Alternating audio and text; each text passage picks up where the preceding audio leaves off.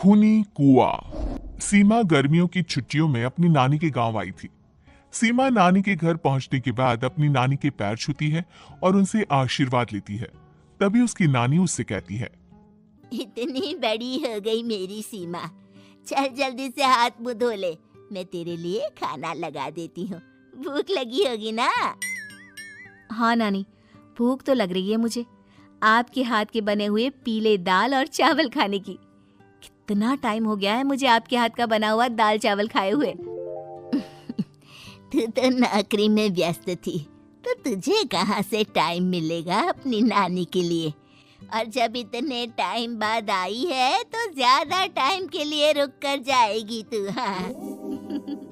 हाँ हाँ नानी, इस बार पूरे 2 महीने के लिए आई हूँ। सीमा की नानी अंदर जाकर उसके लिए खाना बनाने लगती है। सीमा कमरे में अकेली होती है। तभी उसे किसी औरत के रोने की आवाज सुनाई देती है। वो कभी खिड़की से बाहर झांकती है तो कभी दरवाजे से बाहर झांकती है। उसे समझ में नहीं आ रहा होता है कि आखिर रो कौन रहा है। तभी नानी खाना लेकर आ जाती है। वो अपनी नानी से कहती है, नानी, कोई औरत रो रही है क्या? मैं जब से यहाँ आई हूँ तब से मुझे यहाँ किसी औरत की रोने की आवाज आ रही है। हे भगवान, कहीं ये वही तो नहीं? बोलो ना नानी। अरे कोई नहीं रो रहा, ये तेरे मन का वहम है। और तू ना अब खाना खा ले, ज्यादा यहाँ वहाँ की बातों में ध्यान मत दिया कर। जल्दी से खाना खा और फिर मेरे साथ आ जा मेरे कमरे में, दोनों बैठकर खूब सारी बातें करेंगे। ऐसे ही अगले दिन सीमा अपनी नानी के साथ गांव की बाजार जा रही होती है। उसी रास्ते में फिर से किसी औरत के रोने की आवाज आती है। वो अपनी नानी से कहती है, अरे नानी, क्या सच में तुम्हें अभी भी किसी औरत की रोने की आवाज नहीं सुनाई दे रही? मुझे किसी औरत की बहुत बुरी तरीके से रोने और चीखने की आवाजें आ रही हैं। मैं बहुत परेशान हूँ नानी, आखिर ये कौन है? मुझे लगता है कि सीमा को शहर भेज देना चाहिए, यहाँ रहना उसके लिए ठीक नहीं। नानी बोलो ना, आप चुप क्यों हो जाते हो? सीमा, तू घर चल, मुझे तुझसे बहुत जरूरी बात करनी है।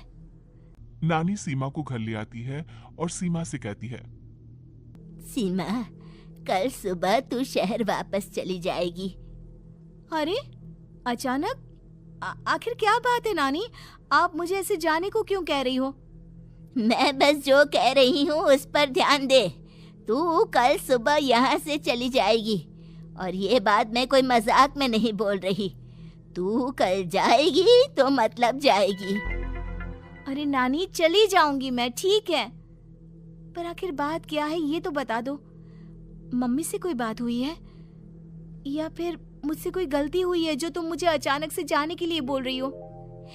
देख सीमा, रात बहुत हो चुकी है और मुझे इस बारे में कोई बात नहीं करनी। चल, अब चल के मेरे साथ सो जा। सुबह की बस पकड़कर तुझे शहर भी तो जाना है।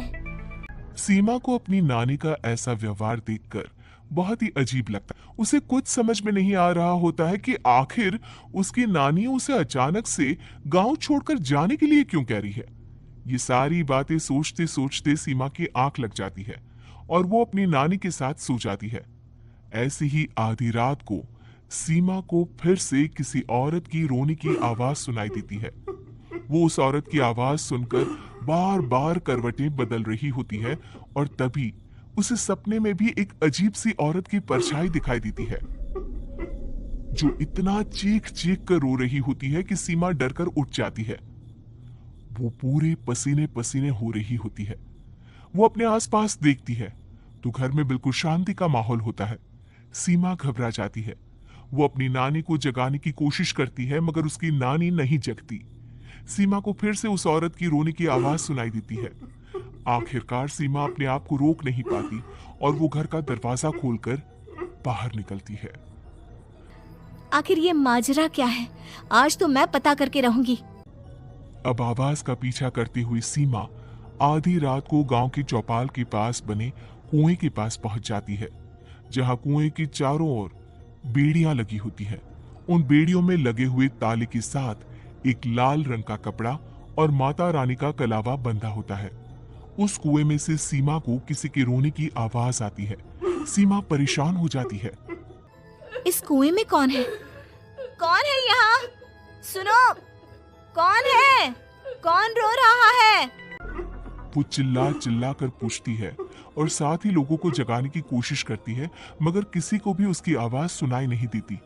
अब सीमा खुद उस कुएं के पास की बेड़ियों और तालों को खोलने की कोशिश करती है और किसी तरह कुछ देर की मशक्कत के बाद सीमा उसको खोल भी देती है। और जैसे ही वो कुआं खोलकर उसके अंदर झांकती है, सीमा उस कुएं में गिर जाती है। इतने में उसकी नानी की नींद भी खुल जाती है और सीमा को पास ना देखकर नानी परेशान हो जाती है। नानी घबराकर पूरे घर में उसे ढूंढने की कोशिश करती है, जिसके बाद उसकी नानी और सभी लोग उस खूनी कुएं के पास जाते हैं और सीमा की नानी कुएं के पास खड़ी होती है। सभी गांव वालों और सीमा की नानी को सीमा के चिल्लाने की आवाज आती है। बचाओ, कोई मुझे बचाओ। मेरी बच्ची, हम आ गए, हम तुझे बचा लेंगे।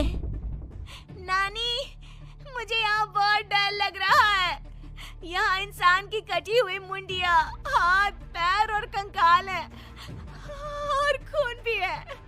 नानी, मुझे डर लग रहा है। आप सब मेरी मदद कीजिए, नहीं तो ये खूनी कुआं मेरी बच्ची को भी खा जाएगा। अरे मुझे तो ये समझ में नहीं आ रहा कि आखिर इस खूनी कुएं को खोला किसने। सालों पहले इसको इतनी मुश्किलों के बाद तांत्रिक बाबा ने बंद किया था। अरे पूरा गांव खूनी कुएं के बारे में अच्छे से जानता है, तो कोई भी जानबूझकर तो ऐसा करेगा नहीं। मतलब किसी ने अनजाने में इसे खोल दिया है भैया। सीमा को इस बारे में मालूम नहीं था और जब से वो यहाँ आई थी तभी से उसे किसी औरत के रोने की आवाजें भी सुनाई दे रही थी। कहीं सीमा ने ही तो उसे नहीं खोला। अगर ऐसा है तो फिर सीमा का बचना बहुत मुश्किल है। वहीं कुएं के अंदर सीमा रोते हुए बैठी होती है कि उसे आवाज सुनाई देती है जो कुएं के बाहर खड़े गांव वालों में से किसी को सुनाई नहीं देता। आज सालों के बाद मुझे ताजा खून मिलेगा।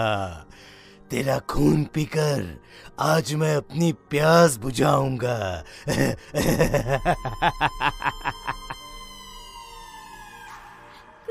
कौन है? कौन है? मत मारो प्लीज, मुझे जाने दो प्लीज। मैंने किसी का क्या बिगाड़ा है?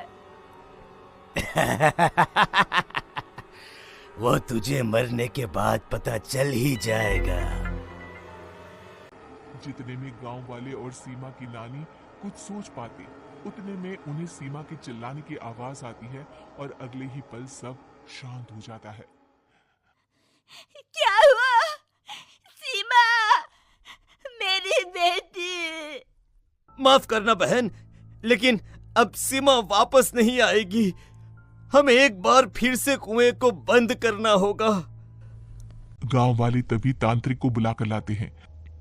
एक बार फिर अपनी शक्ति से तांत्रिक बाबा उस कुएं को हमेशा हमेशा के लिए बंद कर देते हैं और वहां एक बोर्ड लगा दिया जाता है कि यहाँ आना मना है।